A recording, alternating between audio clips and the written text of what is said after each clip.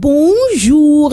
La plupart des journaux parus ce jour s'intéressent à la plainte de Franck Timis contre des responsables de l'opposition. Réumi Quotidien renseigne qu'Aliou Sall, le petit frère du président de la République et Franck Timis, ont mis leurs menaces à exécution selon dit. En effet, par le biais de leur avocat Maître El Hadji Diouf, les deux hommes d'affaires ont servi plus d'une dizaine de plaintes contre des personnalités politiques issues de l'opposition et de la société civile qui les accusent d'être des prédateurs des ressources énergétiques du Sénégal, à savoir le gaz et le pétrole. Le constat est qu'aucun membre du Parti démocratique sénégalais ne figure sur la liste, informe mon confrère Khalil Djemé. L'analyste de Réumi Quotidien livre les attentes des Sénégalais par rapport à ce procès du pétrole. Hassan Somb est à lire à la page 4 de ce journal. À la une de la Tribune, l'on informe que Timis a servi 11 plaintes à des membres de l'opposition et de la société civile. Silence entoure, titre ce journal. Le procureur saisi pour sortir Sall du Timis, lit-on à la une de l'Observateur. Ce journal explique pourquoi Maître El Hadji Diouf a préféré la plainte à la citation directe. Les personnes visées parlent de cirque et déversent leur colère sur l'avocat et son client. Note également l'Observateur qui donne plus de détails à ses pages 4 et 5. Dans Enquête Quotidien, Malick Gakou dit souhaiter être le premier Sénégalais à répondre à la plainte de Franck Timis. En perspective des élections à venir, l'opposition dénonce des fraudes sur le fichier, fait savoir également ce journal qui titre « Branle-bas de combat ». Réumi Quotidien renseigne pour sa part que les partis politiques du Front pour la défense du Sénégal, Manko Wattu Sénégal, se sont réunis hier afin d'examiner le processus électoral en cours. Lors de leur conclave, Gakou et compagnie qui ont déploré la rupture du consensus électoral préviennent que la matière électorale annonce un antagonisme lourd de danger pour notre pays et certainement pour la sous-région. Dans le populaire, l'opposition parle de triche et de forfaiture par rapport à la refonte du fichier électoral et la nouvelle carte biométrique. Réumi renseigne par ailleurs que l'APR a demandé aux membres de la convergence des jeunesses républicaines de surseoir à la décision d'organiser une marche le 14 octobre 2016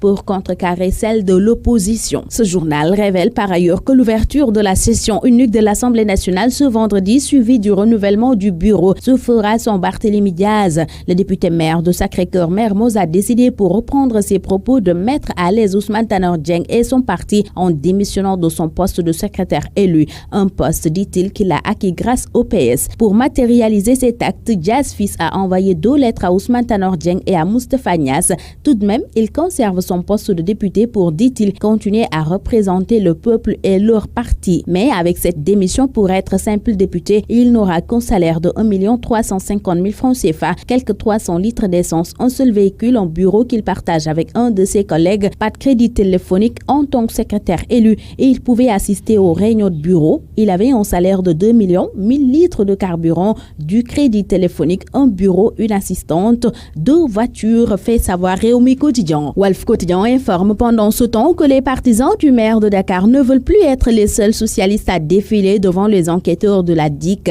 Bientôt, Ousmane Tanor Dieng et ses hommes vont répondre à la police et pour cause, le député maire de Sacré-Cœur Mermoz qui s'exprimait hier lors d'une conférence de presse en compagnie du député Aminata Diallo, des maires Bamba Fall, Madiop Diop, Idrissa Diallo et des responsables des mouvements de soutien à Khalifa Sall affirment que leur groupe va porter plainte contre la direction du Parti socialiste pour faux et usage de faux par rapport au texte du parti et par rapport à la circulaire qui a interrogé les coordinations sur une base totalement illégale concernant la participation du PS aux législatives. Libération renseigne dans un autre registre qu'après le Panama, Monaco et les îles Vierges, Papa Mamadou Pouy a été identifié à Cheyenne. Le quotidien de Madiambal Diagne se penche sur une étude concernant la pauvreté, le chômage, etc. La banlieue se radicalise, titre ce journal qui indique que des femmes sont prêtes à aller faire le djihad. Sud Quotidien aussi s'intéresse aux résultats d'une enquête sur l'islam radical au Sénégal. Ces jeunes prêts à devenir djihadistes barrent à une ce journal. Mondial 2018 éliminatoire, le Sénégal en tête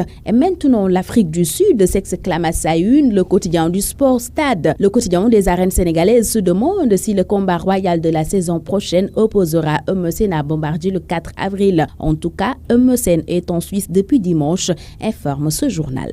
Bonne lecture à tous.